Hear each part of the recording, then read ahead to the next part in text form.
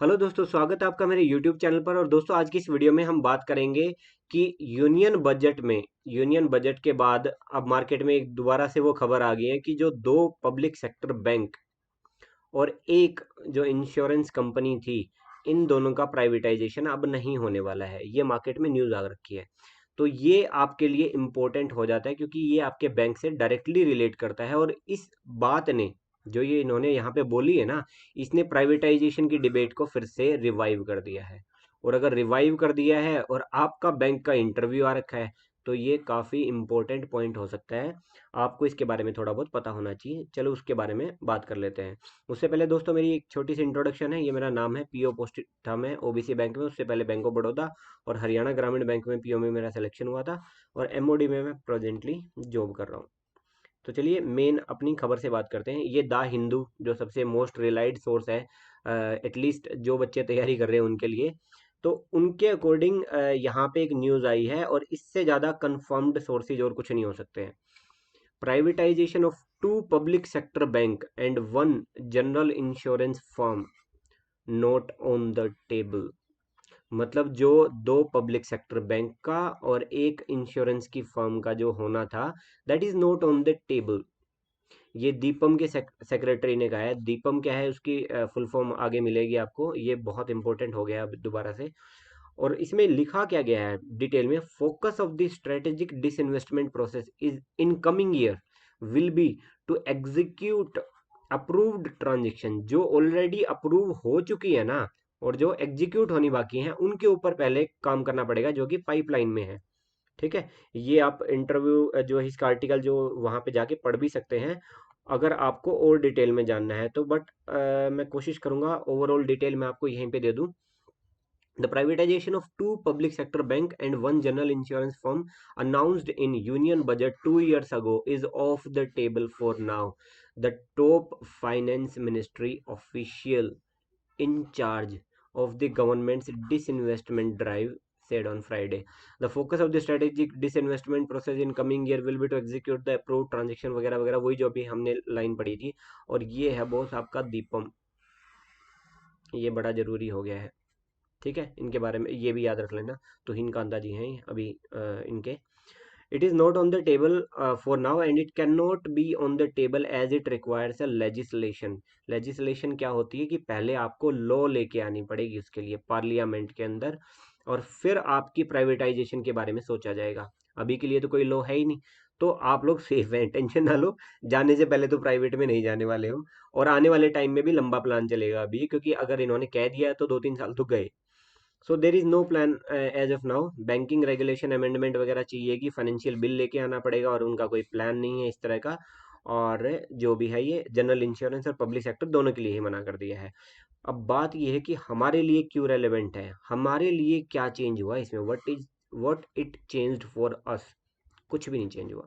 ना पहले प्राइवेटाइजेशन होने वाला था, ना अब हो रहा है, ना नियर फ्यूचर में। तब पता था हमें क्या होगा, नाम में अब पता है। वही हवा में शगुफा तब छोड़ा हुआ था, वही अब छोड़ दिया है। बट इसने ना टॉपिक को रिवाइव कर दिया। हमारे लिए जो चेंज हुआ है ना, वो ये हुआ है, जिस टाइम पे ये बोला गया था तब इंटरव्यू के लिए इंपॉर्टेंट हो गया था। आने वाले 1-2 साल वो नहीं इंपॉर्टेंट हुआ, बट 2 साल के बाद फिर से बोल दिया, तो अब आपके इंटरव्यू के टाइम पे बोला है, तो ये जरूर इंपॉर्टेंट हो गया है। अब दो चीज़ों से यहाँ से फिर से बचना मैं ये कहूँगा। नेगेटिव ऑफ गवर्नमेंट अवॉइड करो, इसके बारे में कुछ भी बोलना। नेगेटिव ऑफ बैंक अवॉइड करो, इसके बारे में बोलना। अब चल पड़ते हैं कि प्राइवेटाइजेशन के टॉपिक के ऊपर।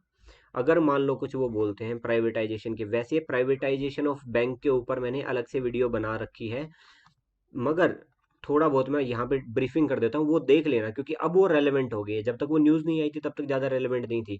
वाई प्राइवेटाइजेशन, उसका मतलब क्या होता है, share holding more than 50%। Government अपना शेयर डाइल्यूट कर रही है, डाइल्यूट करके पैसे लेके आ रही है, पैसे वो कहीं और स्कीम्स में लगाएगी। ठीक है, सिमिलर पैटर्न बाकी उसके अंदर भी चल रहा है। पॉइंट ऑफ कंसिडरेशन क्या है, इंटरव्यूअर का जो पॉइंट ऑफ व्यू है ना, वो अगेंस्ट है प्राइवेटाइजेशन के। तो आपको उसके अगेंस्ट बोल के आपके मार्क्स नहीं कटवाने हैं। गवर्नमेंट जो है वो फेवर में है प्राइवेटाइजेशन के। उसने अभी भी ये नहीं कहा है कि मैं नहीं करूंगी। अभी के लिए it is of the table. और कि जो ऑलरेडी जो अप्रूव हो रखे हैं, अब उनके ऊपर तलवार लटक गई है कि उनका क्या करना है। तो ठीक है, पहले उनका प्राइवेटाइजेशन करेगी। इसका मतलब गवर्नमेंट का स्टांस चेंज नहीं हुआ है। स्टांस अभी भी वही है कि प्राइवेटाइजेशन तो करना पड़ेगा।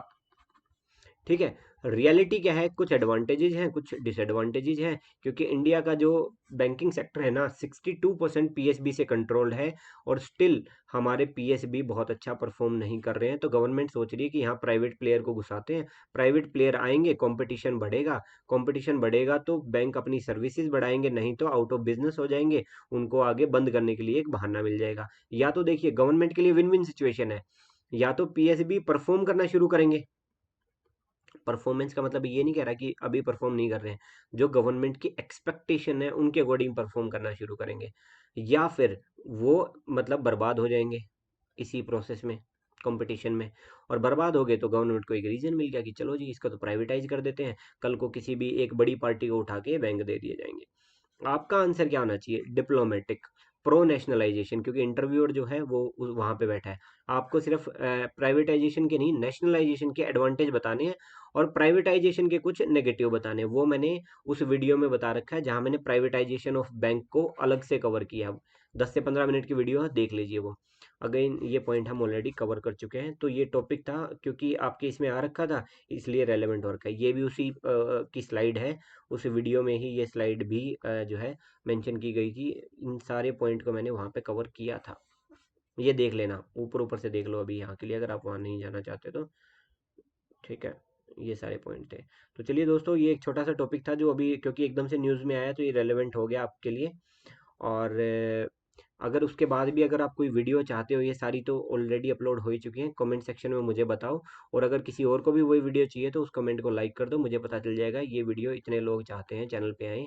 और दूसरा, इंटरव्यू के बिल्कुल नज़दीक आ गए हो, घबराने की जरूरत नहीं है, प्री मेंस आपने निकाल दिया है तो इंटरव्यू कोई बड़ी चीज़ नहीं है, घबराओ मत इससे। इसको डराने मत दो, इसको बोल नहीं भी होगा तो क्या हो गया, प्री मेंस निकालने का तरीका मुझे आ गया। 90% एग्जाम के अब सारे प्री और मेंस में फोड़ दूंगा, और इंटरव्यू आज नहीं कल किसी का निकल जाएगा, क्यों घबराना है किसी चीज़ के लिए। यहाँ नहीं तो किसी और ऑप्शन में जाएंगे हम, हो सकता है कुछ अच्छे के लिए हो रहा हो, मतलब समझ रहे हो। टेंशन लेने की जरूरत नहीं है, अपना बेस्ट दो, और good luck for the examination. Thank you so much for watching. जय हिंद, जय भारत।